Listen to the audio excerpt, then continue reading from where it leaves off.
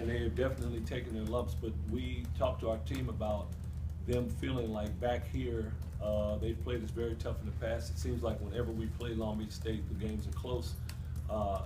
We played them last couple times, we were down double digits and had to come back and win the game. So we knew that they would come out here and play well, and I thought they did a good job. There were some victories here for us tonight.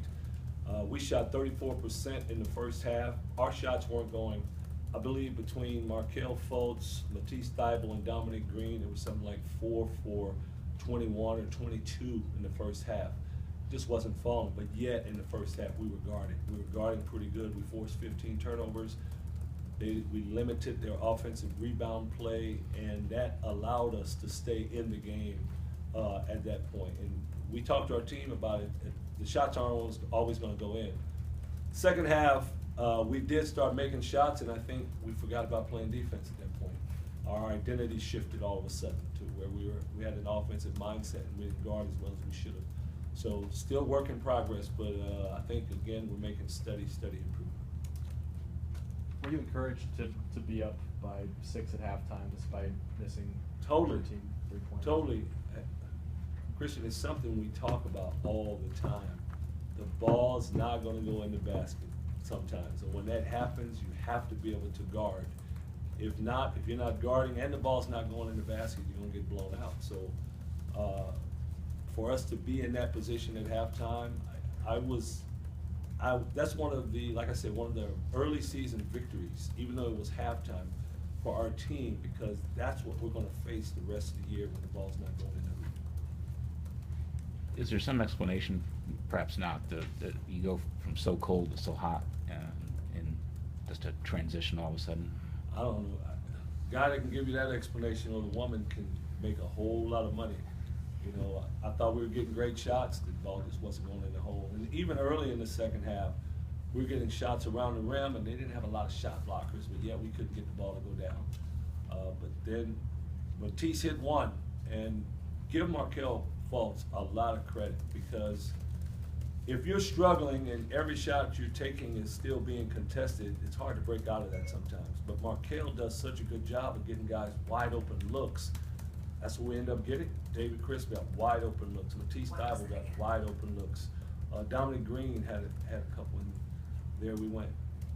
During your timeouts, could you sense any kind of frustration or sense of doubt within the players?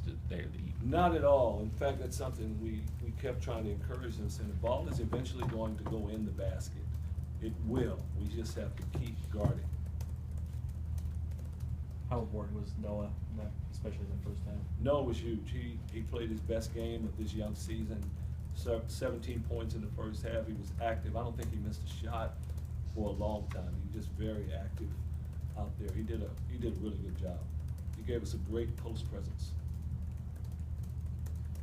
Is it important to establish a reliable number 2 scorer, a guy that can create his own shot and maybe take some of the pressure off Markel? I think it is very important, and Matisse Thibault has kind of been that guy. David Crisp at times has been that guy. He was certainly that guy tonight. Noah Dickerson was that guy. We have close to 4 guys in double figures and 5 within striking distance.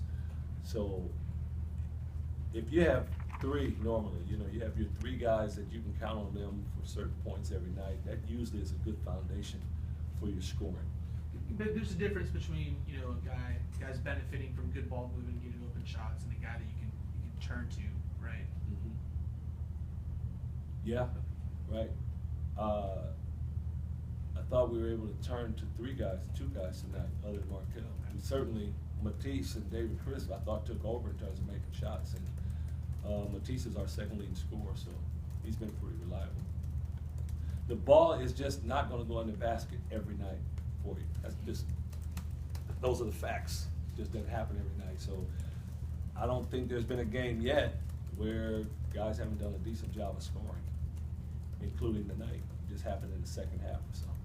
Did you learn anything about Markel on this in a night where he kind of struggled perhaps for the first time with your team? Yep. I learned that he is really a good player, because when you go 9 for 18 with 6 assists, 2 turnovers, and you struggle, that's when you're starting to be good. He wasn't